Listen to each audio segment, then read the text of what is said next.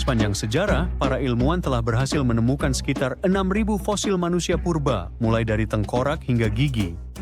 Untuk beberapa fosil ini, prosesnya sangat mudah. Para peneliti dapat langsung mengidentifikasi apakah mereka termasuk misalnya manusia Neanderthal, namun ketika menyangkut orang lain, keadaannya menjadi sedikit lebih rumit. Beberapa fosil memang tidak cocok dengan kategori yang sudah ada. Jadi, kategori manusia prasejarah apa saja yang sebenarnya kita ketahui?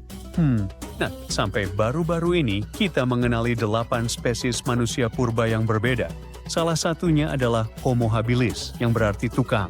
Anda mungkin ingat bahwa Homo adalah bahasa Latin untuk manusia. Mereka menyerupai primata biasa, tetapi memainkan peran penting dalam evolusi kita. Mereka adalah yang pertama menciptakan peralatan batu, yang sangat membantu aktivitas sehari-hari mereka, seperti menyembelih hewan.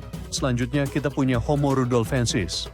Mereka ini lebih besar daripada Homo habilis dan memiliki otak yang lebih besar, tetapi masih cukup jauh dari manusia modern. Sebagai contoh, meskipun struktur neurologis pada otak mereka sudah mulai berkembang menjadi lebih kompleks, mereka mungkin masih belum mampu menggunakan bentuk bahasa lisan apapun. Lalu muncul Homo erectus yang pertama berjalan tegak, diikuti oleh Homo antecessor yang dianggap sebagai nenek moyang terakhir bersama antara manusia modern dan Neanderthal beserta sejumlah spesies Homo lainnya. Sementara itu, kita masih terus menyusun kisah tentang Denisovan yang misterius. Pengetahuan kita tentang Homo naledi juga masih sangat terbatas karena baru ditemukan pada tahun 2013 dan ini adalah spesies ke-8. Menariknya, naledi berarti bintang dalam bahasa Soto karena mereka ditemukan di sebuah gua bernama Rising Star. Para ilmuwan sangat terkejut dengan penemuan ini.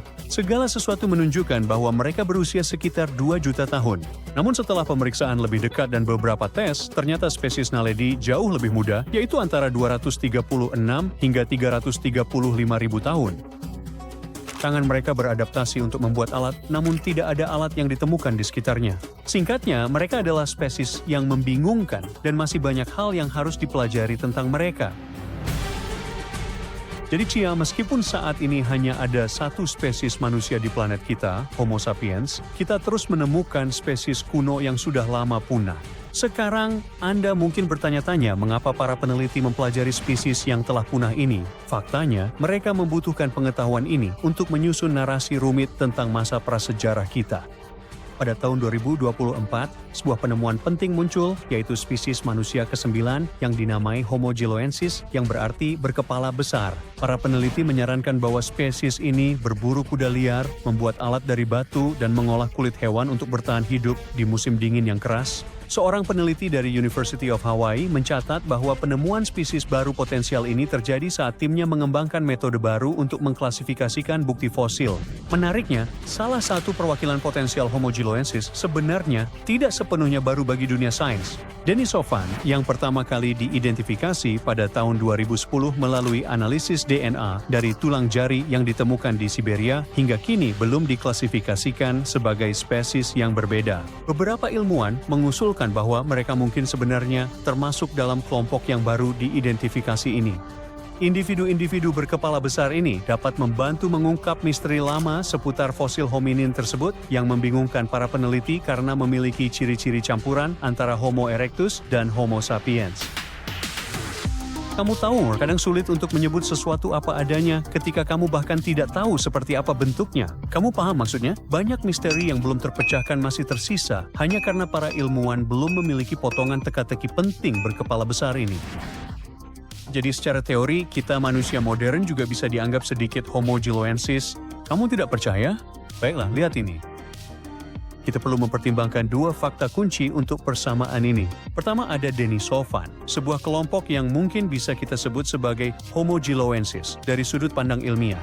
Ya, ini memang hanya teori yang diajukan oleh beberapa peneliti, tapi mari kita anggap saja ini fakta untuk sementara. Kedua, penting untuk diketahui bahwa Denisovan kawin silang dengan nenek moyang orang Melanesia modern. Orang-orang ini mendiami wilayah Papua Nugini hingga Kepulauan Fiji dan membawa 46% DNA Denisovan. Sekarang, kamu mungkin tidak memiliki gen itu, kecuali jika kamu sudah melakukan tes. Tapi inti utamanya di sini adalah bahwa ada manusia modern saat ini yang memiliki keterkaitan genetik dengan Denisovan atau Homo giloensis atau kepala besar jika kamu lebih suka menyebutnya begitu. Nah, semua itu terdengar cukup masuk akal. Mari kita uraikan langkah demi langkah bagaimana hal itu terjadi. Para peneliti telah menemukan jenis manusia purba yang dikenal sebagai Denisovan berdasarkan sisa-sisa kerangka yang ditemukan di Siberia. Manusia purba ini hidup berdampingan dan kawin silang dengan manusia modern, menambah satu lapisan lagi dalam pemahaman kita tentang evolusi manusia.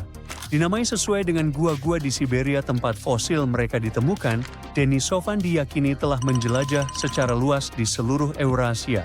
Bukti menunjukkan bahwa Denisovan hidup berdampingan dengan Neanderthal dan berinteraksi dengan Homo sapiens awal, kemungkinan sekitar 50.000 tahun yang lalu.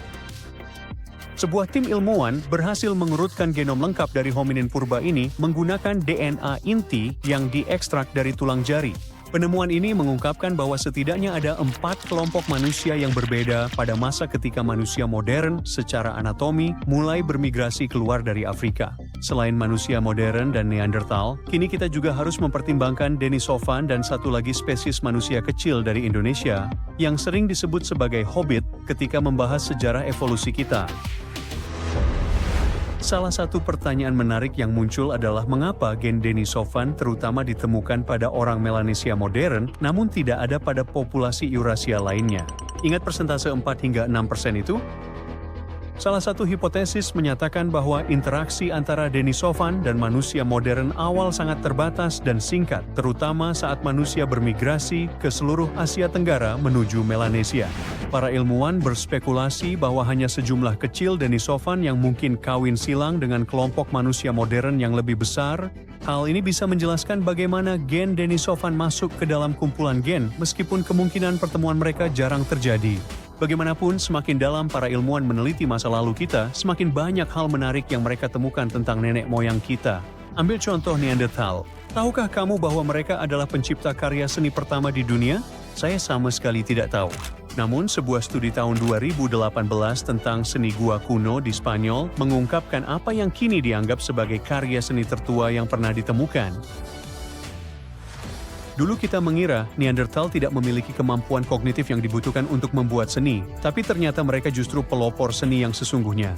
Mereka tidak hanya menciptakan seni, tapi juga tampaknya telah menemukan hashtag ribuan tahun sebelum Chris Messina melakukannya pada tahun 2007. Benar, saya bercanda, tapi sebentar lagi kamu akan mengerti kenapa saya menyebut hashtag. Karya seni yang ditemukan di beberapa gua di Spanyol itu meliputi cetakan tangan sederhana, gambar mirip tangga, dan berbagai tanda lainnya. Hingga baru-baru ini, karya prasejarah ini diyakini dibuat oleh manusia awal, namun metode pengujian baru menunjukkan bahwa karya-karya tersebut jauh lebih tua dari yang kita kira. Di atas segalanya, karya seni Neanderthal paling awal yang diakui, yang tampak seperti hashtag, ditemukan di Gibraltar pada tahun 2014. Untuk menentukan usia karya seni ini, para ilmuwan menggunakan teknik penanggalan canggih dengan eHarmony dan Match.com. Ups, tunggu sebentar. Teknik penanggalan yang salah. Sebenarnya mereka menggunakan radioisotop uranium dan thorium, bukan penanggalan karbon tradisional.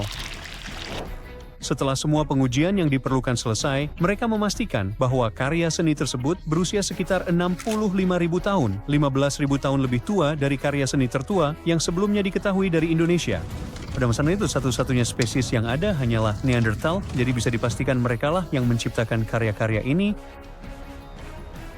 Manusia modern baru tiba di Spanyol sekitar 20.000 tahun kemudian. Hei, perjalanannya memang jauh. Jadi, mereka bukanlah pencipta hashtag itu. Stensil tangan itu kemungkinan besar dibuat dengan sengaja, di mana sang seniman menyiapkan pigmen dan mengaplikasikannya di atas tangannya. Selain itu, gua-gua tersebut juga berisi kumpulan kerang yang dilukis dan berusia menakjubkan, yaitu 115.000 tahun. Beberapa kerang ini telah dilubangi, yang menunjukkan bahwa kemungkinan digunakan sebagai perhiasan. Beberapa ahli berpendapat bahwa fakta Neanderthal menciptakan seni mengisyaratkan bahwa mereka mungkin juga memiliki bentuk bahasa lisan. Jadi mungkin sudah saatnya kita benar-benar menerima Neanderthal sebagai bagian dari garis keturunan kita. Mereka juga manusia, hanya saja merupakan cabang berbeda dari pohon keluarga kita. Meskipun temuan-temuan ini menarik, beberapa pakar tetap skeptis terhadap metode penanggalan baru dengan klaim bahwa mereka belum sepenuhnya yakin. Hei, bagaimana menurutmu? Bagikan pendapatmu di kolom komentar.